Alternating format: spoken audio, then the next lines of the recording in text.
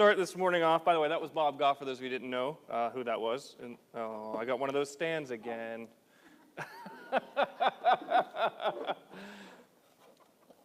anybody has a moment, it'll be fun to try to use that.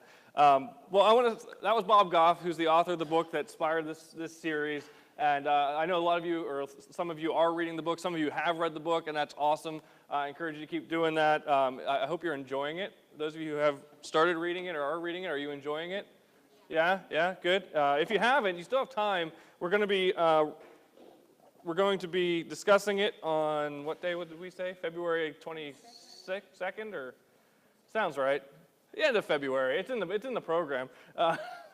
Just write it. Who needs to know it? But yeah, if you want to catch up and read it, you can grab a copy off Amazon. You can if you have an e-reader, just download it. That's the easiest way. I think I've got a physical copy, a digital copy, and an audio copy because I just love it so much. Like I listen to it while I'm driving. It's just a really good read. So that was him. I showed that little snippet of him just to kind of introduce you to the guy himself. I want to start this morning's message off by asking just a quick question.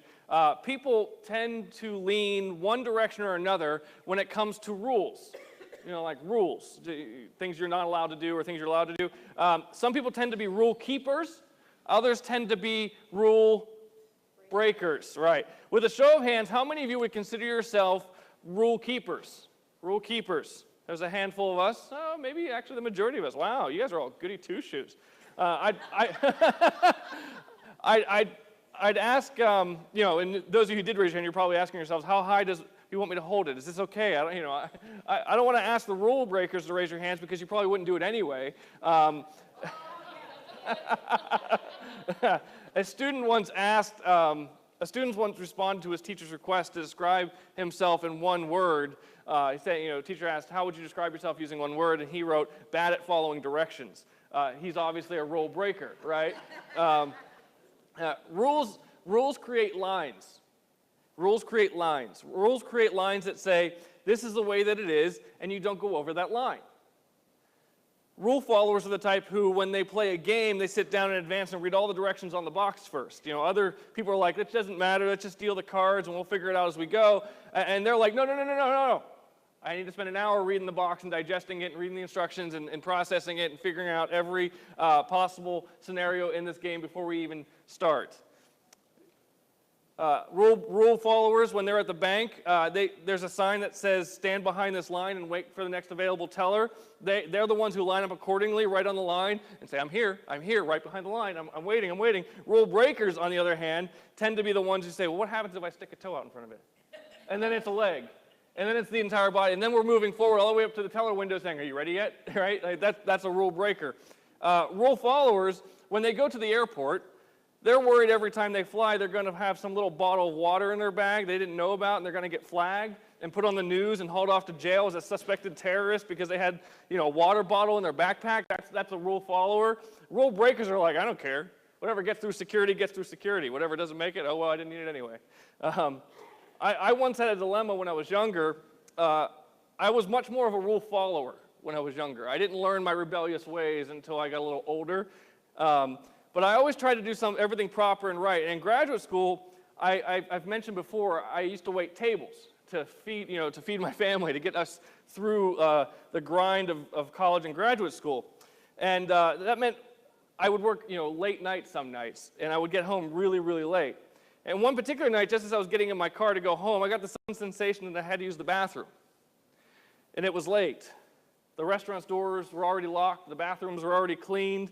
It was so late I couldn't go back, so I had to go home. There was no other place to go. There was no rest stop along the way. I had to get home. And I remember coming up to this red light that was notoriously long, especially at those late night, early morning hours when there's no one else in their right mind on the road. You'd sit there for like 5 or 6 minutes waiting for this light to change. And I pulled up to the light, and I'm like dancing in my seat. You know those moments, right? You're like dancing in your seat, and you really have to go. And in that instance, I had an epiphany. I had this sudden realization in that moment that I am not slave to this traffic signal. It doesn't control me. I let it control me. You let it control you. We're not slaves to it. Society lets traffic signals control us. Though in most instances, it's a good idea to let the traffic signal dictate your vehicular movements. On that night, I realized I wasn't its slave, and I really, really needed to go. I didn't have time to sit there for 5, 6, or 7, or however many minutes it was going to take to give me that green light, because I needed to get home and use the bathroom. So this whole time I'm having this philosophical argument with myself in order to try to convince myself that it's okay to hit the accelerator and go through this red light. And I did it. I convinced myself, and I went through the red light. And I got home in time to use the restroom. No problems. I didn't get pulled over. There was no accident. Everything was fine. But still to this day, because of that moment, every time I come up to a red light, I think about it. I think about, I'm not a slave to you. You don't control me. I can go through you. If I wanted to, I might get a ticket. I wouldn't recommend it. You might hurt somebody. Don't do that. But, there's a difference between rule followers and rule breakers. Rule followers, our instinct is just like, well, that's the way it is. You got to follow the rules. You just got to do it. Rule breakers are like, maybe I can cross that line. Rule breakers, we're like the ones who see a red light and we instinctively stop. We see a green light, we instinctively go. And we see a yellow light, and what do? We instinctively gun it, right? Even the rule followers instinctively gun it at the yellow light. It's second nature. It's subconscious. Sometimes, though, while there are a lot of rules that we should follow because they're good rules, they keep us safe, sometimes rules truly are meant to be broken. And I've got some pictures this morning to prove it to you. Let's look at some of these pictures, some pictures of real rebellious rule breakers. This is, I don't know if you can tell, this is a bird on a no fishing sign with what in his mouth? A fish in his mouth. He's breaking the rules. Next one. Here's a dog at a beach that says no dogs. He's telling everyone what he thinks about that. I like this one. This guy, he's a total rebel. This sign says, if you can't see, it says no food, no drinks, no cell phones, or no smoking at this library. And what's he doing? He's doing all 4. He's like, I'm going to stand next to the sign. I'm going to do all 4 of them at one time. The next one here is classic. No standing anytime. Totally breaking those rules. And finally, I conclude with this one. No riding on the shoulder allowed. These guys are like, I'm not having it. You're not getting me down. The man's not getting me down. I'm going to ride on this guy's shoulders. All right. All kidding aside, the truth is all of us have decisions to make all the time when it comes to the lines and the rules around us. Now, the hardest decisions are not just the lines and the rules that have to do with silly signs on the side of the road or at the bank where there's like a literal line that tell you to wait behind for the next available teller, but the lines in our internal lives, in our interior part of our lives, lines that come from fear. Lines that come from tradition, lines that come from personal opinions or family heritage, or the, quote, just the way things are kind of lines. Fear and tradition and personal opinions create lines sometimes in which we are afraid to move beyond. We are afraid to cross. We are afraid to step out into. We get into this place in life in which we are really, really comfortable. We call it the comfort zone. You've probably heard that before. Our comfort zones are what we're used to. Our comfort zones are what we know. Our comfort zones are where we feel the safest. I love the quote that's credited to a guy by the name of John Augustus Shedd. He said, "A ship in harbor is safe, but it's not what ships are built for." A ship in harbor is safe, but that is not what ships are built for. We are built for more than the safe confines of the harbor. We are built for more than our comfort zones, whatever they may be. We are built for more than fear. And we've been talking about love throughout the past few weeks. And while we talk about love and the idea of love in the church quite often, I fear that, as I've said throughout the past few weeks if you've been here, I fear that many of us make the mistake of confusing what love truly is. Scripture has a lot to say about the nature of love. The ancient Jews and the ancient Christians used numerous Greek and Hebrew words to describe love. They had more words for love than we can possibly imagine. We have one word to describe all the different various forms of love, but the Greeks and the Hebrews had a variety of words to describe the variety of shapes and sizes and forms and expressions of love that exist in the world. Scripture declares definitively in 1 John that God himself is love. It's declarative, it's exhaustive, it's explicit. God is love. There's no questioning it. God is the fullest embodiment of love that there is. God is the fullest expression of love that's available to humanity. When we read words like this in many of our churches, our gut reaction as Christians and as a church is to analyze and investigate and reflect on the nature of that love. You remember the famous artist Rodin, who created the sculpture called The Thinker. Nod your head and act like you're sophisticated, like you know what I'm talking about. Oh, we have a picture of it too, so now you really do know what we're talking about. All right, here's a picture. I gave you a little cheat sheet. He's sitting there in deep thought. He's contemplating. And there's a place in the Christian faith for contemplation. There's a place in Christian faith for reflection. We need deep thought and reflection and meditation and prayer and investigation into Scripture. But love, true love, the love described in Scripture, the love demonstrated by God, is more than just a reflective word. It's an active word. In fact, in many aspects, it is a verb itself. I love how this cartoonist played with the thinker statue. Check this out. There's the thinker. He's still there. Where's the doer? I don't know. He's out doing stuff, right? In a biblical sense, this is what love is. Enough thinking about it. Love does. It's active. It reaches. It risks. It sees lines of fear and it steps past them. It sees comfort zones and comfy couches and Netflix bin fests and says life is about so much more than these things. And by the way, you should know, I'm convinced that you cannot follow Jesus faithfully while staying in the safe and comfortable confines of your comfort zones, never crossing the line of fear. To get out of your comfort zone, you have to step out across the line of fear. Some rules that you have in your head that tell you instinctively that you can't do that, or that you would never go there, or that you would never say that, or do that, or try that, are going to need to be broken in order to show love to someone. In order to show love to someone who's desperate to know what love truly is. Because love, my friends, is ultimately fearless. Love is ultimately fearless. Now, I don't want you to hear what I'm saying about rules. I don't want you to hear what I'm not saying, I should say. I don't want you to hear what I'm not saying. Some lines are there for a good reason. And some rules exist for a proper reason. And sometimes love requires us to stay behind certain lines. Don't hear what I'm not saying. There are a lot of lines that are there for your own good, and they protect us from a lot of pain and self-harm, and they help us honor God and help us honor others. Don't hear what I'm not saying. When Jesus stated that we must be true to our word, or we must turn the other cheek, or we must defend the weak and the vulnerable, these are not lines we have the privilege of crossing and shrugging our shoulders at. Don't hear what I'm not saying. There are all kinds of good lines that exist that are for our own well-being and for the well-being of others. To rein in our selfishness, to rein in our penchant towards sin. And I get that. I totally understand that. But I'm here to tell you what I bet you already know. And that is that there are some lines that really do need to be crossed if you want to follow Jesus and if you want to love in ways that ultimately matter. There was a man, let me give you an example. There was a man who owned a restaurant in the Deep South many years ago. In this country, in the 1950s. At that time, it was a segregated America. It was an ugly, ugly thing. But everyone said it was, quote, just the way that it is.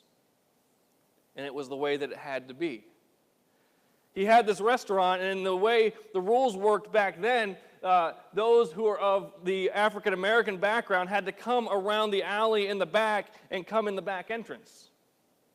They ate on wooden stools in the back. The restaurant would gladly take their money, but there was a line in the middle of the store, a literal physical line drawn in the middle of the store. No one from the back was supposed to go to the front, and no one from the front was supposed to go to the back. This man had a growing conviction from God as a Christian man about that. He grew to hate that line. He grew to recognize that it might be a rule that was meant to be broken. He began to wrestle with what love would do, but he was afraid of crossing that line because of the business he would most certainly lose and the reputation he most certainly would be risking. There are lines that need to be stepped across to do what love does. Am I right? We're all going to have to decide if we're going to live behind those lines, safely tucked away in a zone of comfort and safety, or whether we're going to have an adventurous faith that is alive and following Jesus follows Jesus wherever he pushes and nudges and leads us. But you can't follow Jesus without stepping across some lines. But the fears are real. We know those fears. We've all experienced them at some point. What if I'm rejected? What will people say? What will they think of me? It's uncomfortable. I don't know enough about this. I don't know how to do this. What if I make a fool of myself? What if I stand out amongst the crowd? What if I go in a direction that's completely opposite to that of society? What if people talk about me? What if they aren't friendly with me? That person's different than me. That person isn't like me. Rules like that need to be broken.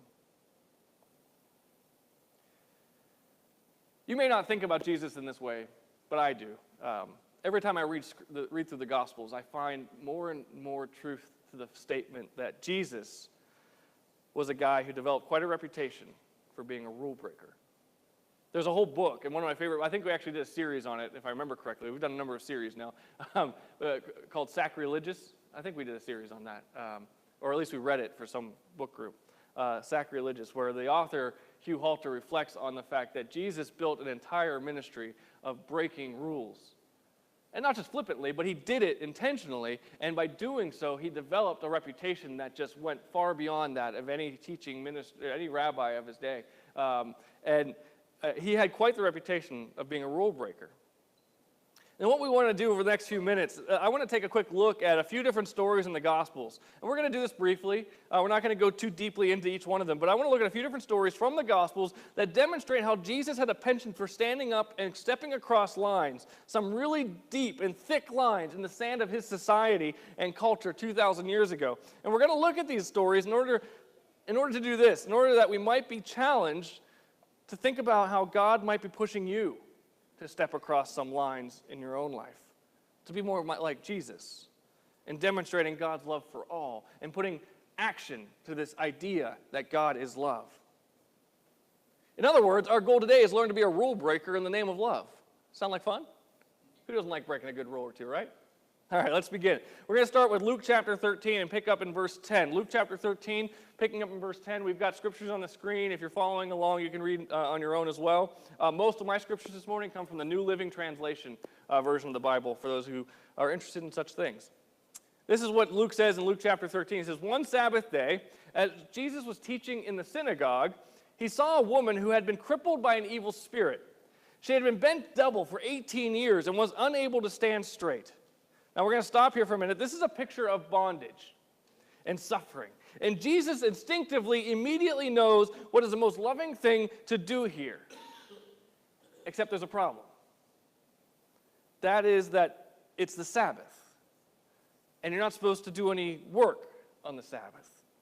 You're not supposed to walk a certain distance. There are strict rules about the Sabbath. There were lines all through Jesus' society and culture regarding the Sabbath. This is a big deal. This wasn't like some minor thing. Keeping the Sabbath was one of the 10 commandments as far as the ancient Jews were concerned. And they're in a synagogue, for crying out loud. And that's a good place to keep the rules. It's like, if you're going to swear, don't do it in front of the preacher, don't do it in front of the pastor, you know what I'm saying? If you're going to break one of the 10 commandments, can you at least not do it in the synagogue, right? I mean, that's what everyone around him is probably thinking. Now we see Jesus, he's looking at the line of rules and laws about the Sabbath. Then there's this woman over here, and he's looking at the line, he's looking at the woman, he's looking at the line, he's looking at the woman. Sometimes when you look at the line and you look at love, you ultimately choose love. Picking up in verse 12, when Jesus saw her, he called her over and said, "Dear woman, you are healed of your sickness." Then he touched her, and instantly she could stand straight. How she praised God. You might be interested to know that in the original language, in the ancient Greek, The phrase that says he healed her of her sickness literally translates to mean he untied her. He set her free. He loosed her. He unbound her.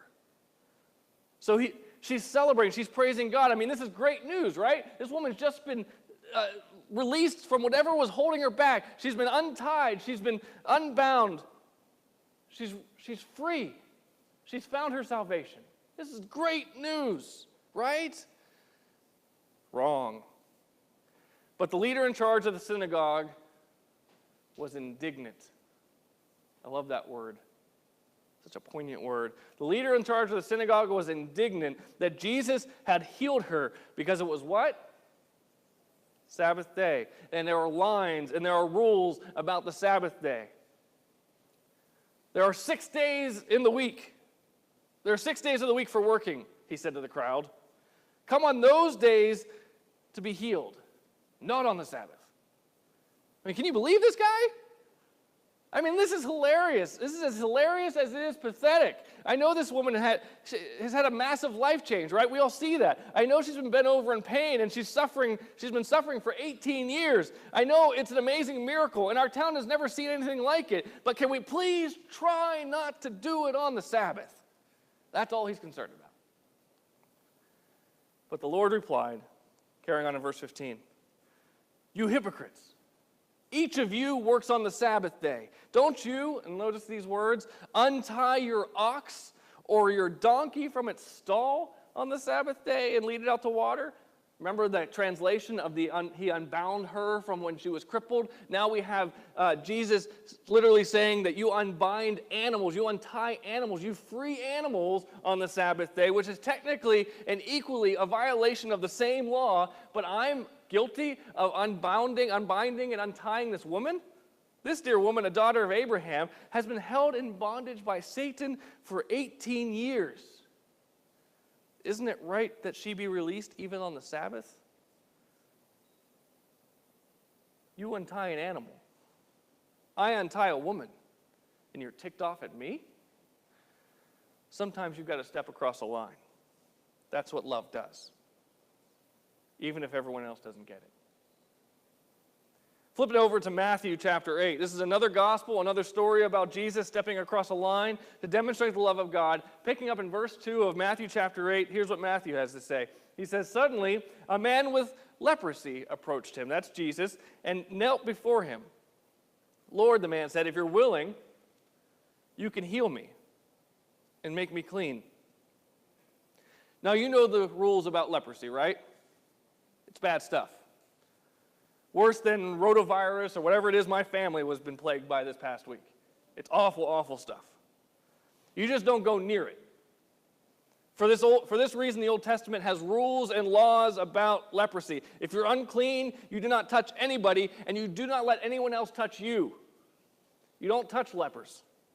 You stay away from them because then you'll become unclean, and not just physically unclean. Not only will you risk catching leprosy yourself, but you're considered spiritually unclean, ceremonially unclean as well. There's a line in the sand right here, and you don't go over it. You don't touch those lepers. So what's Jesus do? Jesus looks at the line, looks at the man, looks at the line, he looks at the man, and you know what he did. Next verse. Jesus reached out and what? Touched him. I am willing, he says, be healed. And instantly the leprosy disappeared. Then Jesus said to him, carrying on to verse 4, don't tell anyone about this. Instead, go to the priest and let him examine you. Take along the offering required in the law of Moses for those who have been healed of leprosy. This will be a public testimony that you have been cleansed. I think this is a very important part of the story, verse 4, because it tells us beyond a shadow of a doubt, Jesus was not a flippant rule breaker. He wasn't just willy-nilly breaking rules because he thought it was fun and because he was some kind of a rebel. Here, he's instructing the man to follow to the letter of the law everything you're supposed to do if you ever were fortunate enough to get cleansed. If you read Leviticus 14, and we're not going to do it this morning, but if you read it on your own time, in Leviticus chapter 14, there's a whole host of rules of what you're supposed to do if you get cleansed from leprosy. And this is exactly what Jesus instructs the man to do. He says, follow these rules. Go through the process that the rules dictate so that you can be ceremonially cleansed as well. Jesus wasn't some casual, flippant rule breaker simply for the sake of breaking rules because he was some anti-establishment punk. Jesus looked at the law, he looked at the line of the law, and he looked at love, and sometimes he had to step across the law or that line in order to love. There are times when you might have to as well. You know what else the law said? The law said that tax collectors are sinners. Tax collectors are representatives of the Roman government, if you don't already know that. The Roman government was oppressing the Jewish people. They had their boot on their neck and they were killing them. Then they were gouging them with taxes, so the tax collectors were representatives of the Roman government and they were actively participating in the killing of the Jewish people. They were lining their pockets, driving Bentleys while the people were just starving to death. So the word tax collector in the New Testament is literally synonymous with the word sinner. That's a law. That's a rule. That's a line in the sand. These people are sinners. You don't go near them. The other rule, or the other law in those days, was to be careful whom you eat with. We've talked about this a number of times in the past, but anytime you sat at a table with somebody else and you shared a meal with them, it was a sign of hospitality. It was a sign of acceptance. It was a sign of a relationship being forged between two people or two or more people. If you share a table with a sinner, it's believed that the sinner rubs off on you, so you shouldn't share a table with people like that. There are rules. And these are two of the big rules. Tax collectors are sinners. Be careful who you eat with. Let's read Luke chapter 19 now. Jesus entered Jericho and made his way through the town. There was a man by the name of Zacchaeus. So far, so good. Zacchaeus was the chief tax collector in the region. Can you hear the music change in the story? Dun, dun, dun, dun. Not only is this guy a sinner, he's a really bad sinner, right? He's the chief tax collector. And he had become very rich. Of course he did, because he was cheating everybody. He's been driving around his Bentley while everyone else is starving. He tried to get a look at Jesus while he was coming through the community in which he found himself. He tried to get a look at Jesus, but he was too short. Poor guy. I wonder what that's like. My mom knows. Oh. He was too short to see over the crowd, so he ran ahead and climbed a sycamore fig tree beside the road, for Jesus was going to pass that way. I should mention that his shortness has nothing to do with him being a chief sinner, right? His height problem has nothing to do with him. Okay, we got that. That was a bad joke. When Jesus came by, he looked up to Zacchaeus, and he called him by name. Now, I want to stop for just a second because I have to assume something about Zacchaeus. I have to assume that Zacchaeus has been called a lot of names in his life. He's the chief tax collector. I'm sure he's been called a whole host of different names. Notice what Jesus calls him. He calls him by his name. Probably not the name he usually gets. Let's be honest. Zacchaeus, he says, quick, come down. I must be a guest in your what? In your home today. Zacchaeus quickly climbed down and took Jesus to his house in great excitement and joy. This is amazing, right? Jesus is now sharing a meal with this guy. This is great, right? Right? Wrong. But the people were displeased, verse 7 continues. He has gone to be the guest of this notorious sinner, they grumbled. Sometimes that's what love does. Sometimes that's exactly what love does. The people whom others call names, you call by their name. People whom others stay away from, you sit down and eat with. Luke carries on. Meanwhile, Zacchaeus stood before the Lord and said, I will give half my wealth to the poor, Lord, and if I have cheated people on their taxes, I will give them back 4 times as much. You know, when people tell me that they've changed and have had a religious experience, I tell them that's interesting, that's wonderful, that's great news. When people start putting their money and their energy where their mouth is, though, that's when you know for sure. That's when you know for sure. That's when you can absolutely believe them. This guy is a changed man. He's not only saying he's a changed man, he's willing to give money back to the poor whom he's cheated over his career. Jesus responds to him saying, salvation has come to this home today, for this man has shown himself to be a true son of Abraham. In other words, this man has become part of the faith. This man has become, you'll see this man in heaven. This man is as close to God as anyone else is. For the Son of Man came to seek and save those who are lost. In other words, I came to step across lines. I came and found that there was a line at the threshold of the tax collector's door. You're not supposed to cross that line and go in, but Jesus looked at that line, he looked at the man, he looked at the line, and he looked back at that man, and you know what he did. We're called to do the same thing. Some people will be more upset. Here, check this out. Here's a guy whose life has changed. He's given money back to the poor. He's now a follower of Jesus. He's now going to be a part of the eternal kingdom of God because of this encounter in which someone was willing to cross a line in the sand, and yet some people are more upset that Jesus is sitting down at his table. Sometimes you have to cross a line because that's what love does. Are you stepping out from what's comfortable? Are you stepping across lines? Is the only reason you're not loving, serving, and ministering to someone because you're too afraid to go against the grain and step across the line? Sometimes our families create little zones with little lines all around. They say, oh, we don't talk to people like that. We know how those people are. And so we stay living within the confines of that box. Well, she crossed you. That's a line. Never go across that line towards that person again. You live that way long enough and you start finding yourself living in a really small, really ugly, really dissatisfying box. But do you know what love does? Love walks across lines when God nudges you and leads you to do the things that Jesus would do.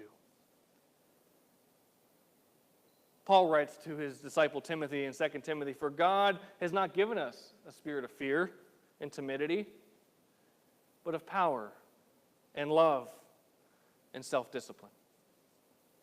Notice where love and fear are in that statement. They're on the opposite ends of that spectrum. John echoes this position as well in his first letter, chapter 4, verse 18. He says, there is no fear in love, but perfect love casts out fear. I would add that perfect love casts us out. It drives us out. It moves us out of our comfort zones to cross whatever lines that fear has created within us. Fear is often thought of as an emotion designed to keep us safe. And to a certain degree, that's completely true. I understand that. I have a natural fear of jumping out of an airplane because, well, people aren't built to survive those sorts of things without some kind of assistance. That fear is my core DNA saying, are you really sure about this? Are you sure you want to take a flying leap out of this airplane at 30,000 feet and spiral to your certain doom at the bottom? It's a good thing sometimes when fear generates within our core. However, I like what Donald Miller once said. He says, fear isn't only a guide to keep us safe. It's also a manipulative emotion that can trick us into living a boring life. The great stories go to those who don't give in to fear. What are you afraid of? Are you afraid of people from a different background than you? Are you afraid of trying something new? Are you afraid of the eyes of the world turning and wondering why you live differently than they do? Are you afraid of failure? Are you afraid of looking silly? Are you afraid of crossing lines that have been there for so long, as long as you can remember? Be not afraid. The creator of the universe is on your side. He's leading you, and wherever he leads, only good things will follow. I encourage you to be thinking about your comfort zones that you're in, the cozy couches of safety that you sit in, and ask yourself if you think Jesus would ever want you to get off that cozy couch and serve and love and do something bold. Here's one thing I know for sure. If you cast out fear with the power of love and you step across that line, you'll not only be better off for it, you will not only be better off for it, so will the kingdom of God.